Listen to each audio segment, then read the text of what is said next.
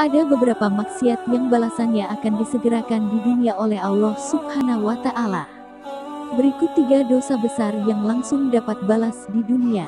Kebaikan sekecil apapun kita akan mendapatkan balasannya, dan kemaksiatan sekecil apapun kita juga akan mendapatkan balasannya. Begitu pula dengan neraka, Allah Subhanahu wa Ta'ala juga sudah menyiapkan neraka, di dalamnya terdapat api, dan berbagai hal yang menakutkan umatnya, yang semasa hidupnya hanya memperbanyak dosa dan lalai dari perintahnya. 1. Durhaka kepada orang tua.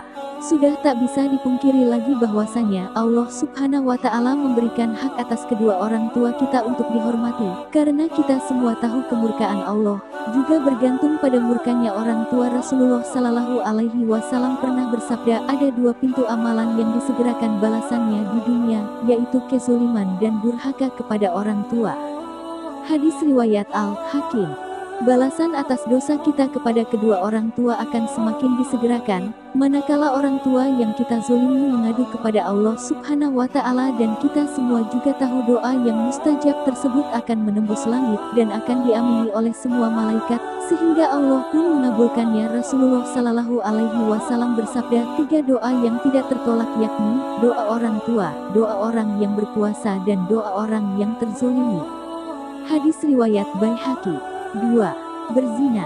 Perbuatan yang bisa dirasakan langsung balasannya di dunia adalah berzina, karena berzina merupakan dosa besar yang Allah Subhanahu wa Ta'ala membenci. Perbuatan tersebut Allah akan melaknat setiap langkah dari pelaku pezina yang dengan sengaja dilakukannya, yakni melakukan hubungan suami istri yang tidak sah secara hukum maupun agama. Lalu apa balasannya di dunia ketika kita berzina? Allah Subhanahu wa Ta'ala akan menutup setiap pintu rezeki bagi mereka yang terus melakukan zina dan tidak segera bertaubat. Mungkin memang tidak seketika itu Allah Subhanahu wa Ta'ala menutup pintu rezeki dari seseorang yang berzina, akan tetapi Allah Subhanahu wa Ta'ala akan memberikan azab yang lebih halus bagi para pelaku zina. Misalnya adalah kehancuran rumah tangganya, diberikan penyakit yang akan menghabiskan biaya sangat banyak sehingga semua harta bendanya habis, dihinakan dari masyarakat, dan akan terasa sangat sulit untuk mendapatkan rezeki dari Allah Subhanahu wa Ta'ala. 3. Berlaku curang dalam berdagang. Dalam perniagaan atau jual beli, terdapat dosa yang langsung dibalas saat masih di dunia, yakni curang dalam timbangan, dan kecurangan yang umum dilakukan oleh setiap pedagang adalah mengurangi takaran timbangan. Perbuatan mengurangi takaran timbangan memang akan mendapatkan untung yang besar.